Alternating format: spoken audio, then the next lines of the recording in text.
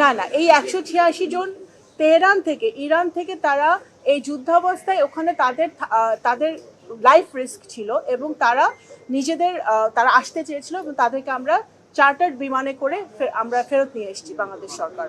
আমরা আলহামদুলিল্লাহ আমাদের 186 জন বাংলাদেশি নাগরিককে আমরা সহি সালামতে বাংলাদেশে ফেরত আনতে পেরেছি। এই যুদ্ধ যখন থেকে শুরু হয়েছে প্রথম থেকেই মাননীয় প্রধানমন্ত্রী একটি মাত্র নির্দেশ ছিল এবং উনি প্রতিদিন এই যুদ্ধাবস্থা ফলো করছেন, বাংলাদেশি নাগরিকদের অবস্থা ফলো করছেন এবং ওনার একটাই প্রায়োরিটি ছিল যে আমাদের বাংলাদেশি নাগরিকরা যেন সুরক্ষিত থাকে, তারা যেন যেখানেই তারা যে দেশেই থাকুক না কেন তারা যেন নিরাপদে থাকে। তো আজকে আমরা ফেরত আনতে পেরেছি। সেই ফেরত আনতে গিয়ে আমাদের 4 দিন মতো তাদের রাস্তায় থাকতে হয়েছে, জীবনের বা ঝুঁকি নিয়ে তাদের ফেরত আসতে হয়েছে।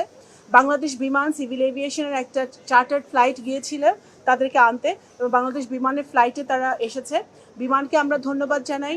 এখানে প্রবাসী কল্যাণ মন্ত্রণালয়ের সচিব, প্রতিমন্ত্রী আছেন, আরও কর্মকর্তারা আছেন, তাদেরকে ধন্যবাদ জানাই। পররাষ্ট্র মন্ত্রণালয়ের সচিব সহ কর্মকর্তারা আছেন, তাদেরকে ধন্যবাদ জানাই।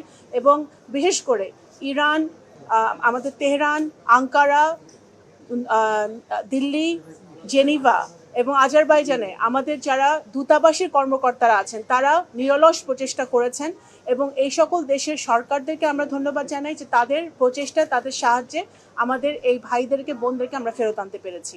এবং আগামী দিনে আমাদের যেই ভাই বোনরাই ফেরত আসতে চায় বাংলাদেশে যুদ্ধাবস্থায়, আমরা সরকার সচেষ্ট আছি। সরকার তাদেরকে আমরা আমাদের প্রবাসী কল্যাণ মন্ত্রণালয়ের সহযোগিতায় এবং সকলের সহযোগিতায় আমরা তাদেরকে ফেরত নিয়ে আসবো। এবং এই সকল তাদেরকে ফেরত আনতে আমাদের যে আন্তর্জাতিক সংস্থা আছে IOM, এই পুরো জার্নিটাতে তাদের সাথে ছিল, ইরান থেকে শুরু করে বাংলাদেশ পর্যন্ত। আজকে দেখছেন IOM এর অনেক সদস্যরা এখানে আছেন, ওনাদের কান্ট্রি প্রধান এখানে আছেন, তারাও অনেক সহযোগিতা করেছেন এবং তাদেরকে IOM-কেও আমরা সরকারের পক্ষ থেকে ধন্যবাদ জানাই। এবং আগামী দিনে আমরা যেন আমাদের নাগরিকদেরকে সুরক্ষিত রাখতে পারি সেই আশা ব্যক্ত করে এবং সবাইকে ঈদের শুভেচ্ছা জানিয়ে আমি শেষ করছি।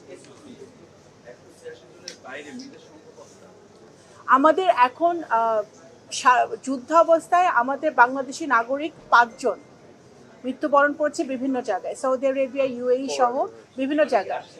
না না, এই 186 জন ইরান থেকে তারা এই যুদ্ধাবস্থায় ওখানে তাদের লাইফ রিস্ক ছিল এবং তারা তারা আসতে চেয়েছিল এবং তাদেরকে আমরা চার্টার্ড বিমানে করে আমরা ফেরত নিয়ে এসেছি বাংলাদেশ সরকার।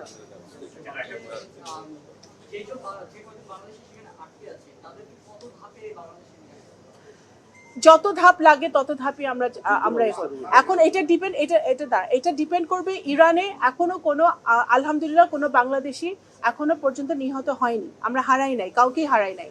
আর ইরানে থেকে যারা আসতে চাচ্ছে, কারণ অনেকে কিন্তু অনেক জায়গায় কর্মরত আছে, অনেকে ওখানে পড়াশোনা করছে, সবার এখানে যে আসতে চাচ্ছে বা আসতে পারবে সেই অবস্থা না।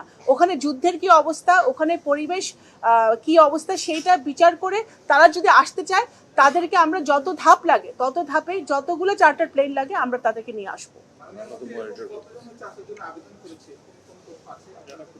যারা করছে তাদেরকে আমরা ইতিমধ্যে নিয়ে এসেছি এবং সেটা এখন যদি আরো আবেদন করে আমরা রেডি আছি। আমাদের প্রবাসী কল্যাণ মন্ত্রণালয়, সিভিল এভিয়েশন, পররাষ্ট্র রেডি আছে।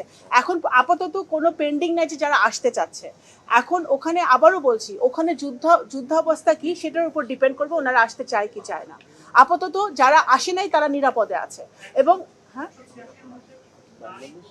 নারী 11 জন এবং শিশু 8 জন এবং বাকি আমাদের ভাইরা 186 জনের মধ্যে তারা ফেরত এসছে। এবং বাকি এখনো পর্যন্ত আমাদের কাছে কোনো তথ্য নাই যে কেউ আসতে চাচ্ছে, কারণ তারা কেউ কর্মরত আছে, কেউ ওখানে পড়াশোনা করছে। তারা যদি আসতে চায় আমাদের কাছে যদি আবেদন জানায় আমরা তাৎক্ষণিক ব্যবস্থা নিব, তাদেরকে নিয়ে আসার ব্যবস্থা নিব।